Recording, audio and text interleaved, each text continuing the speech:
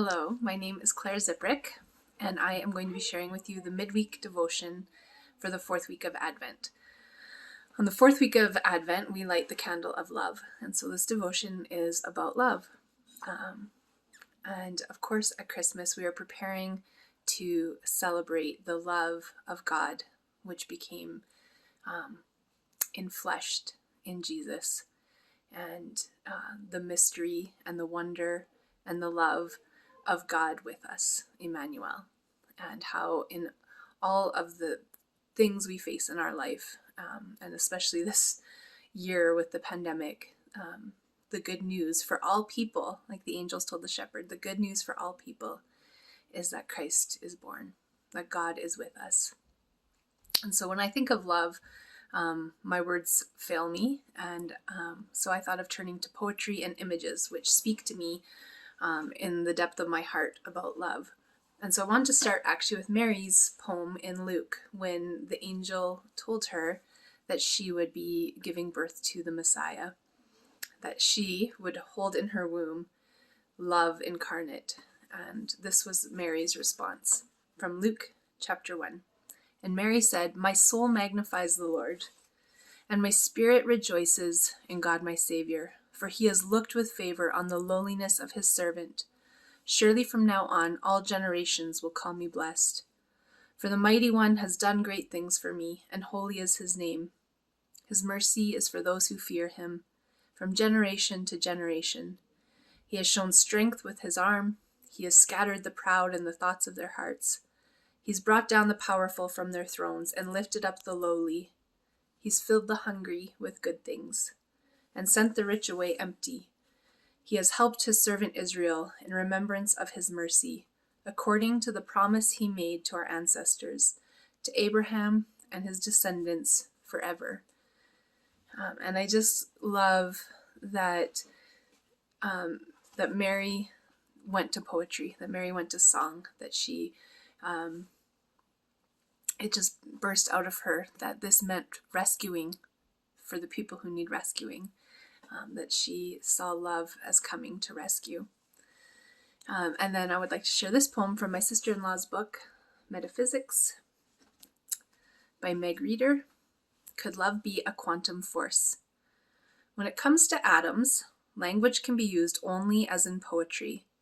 The poet, too, is not nearly so concerned with describing facts as with creating images and establishing mental connection. That quote is by Niels Bohr.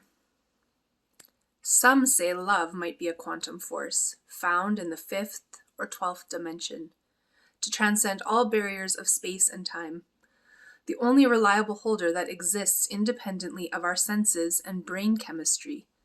And I hope that this is true, that something surrounds outside of me. Like how her handwriting, her name, still catches though 10 years passed. So long, entangled, this effect guides us, ties us. For now we know of particles tangled that each turns to the other, no matter the distance, no matter the time, infinitely independent, intricately entwined. And I hope that this is true, because you've been gone these 2,000 years, and I hope your particles still linger beside, entangled here to mine. For love is unaltered by the 4 firm dimensions, and it has to be more than brain chemistry. It's particle poetry, and I believe it is writing love. And then the third poem I'd like to share is by St. John of the Cross. And so I'm going to have this image I'd like to show you of Mary.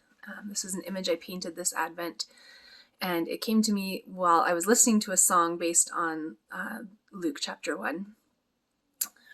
Just seeing Mary's womb, carrying the love of the universe, carrying Jesus.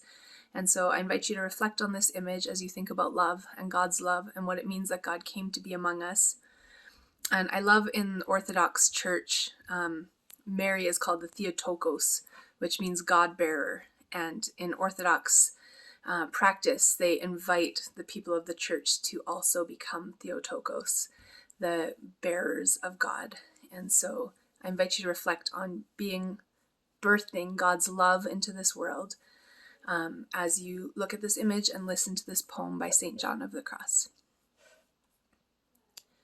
If you want, the Virgin will come walking down the road, pregnant with the holy, and say, I need shelter for the night. Please take me inside your heart. My time is so close. Then, under the roof of your soul, you will witness the sublime intimacy, the divine, the Christ taking birth forever. As she grasps your hand for help, for each of us is the midwife of God, each of us.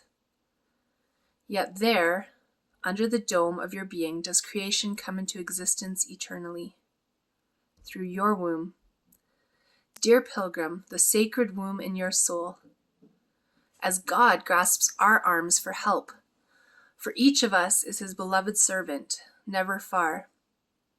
If you want, the Virgin will come walking down the street pregnant, with light, and sing.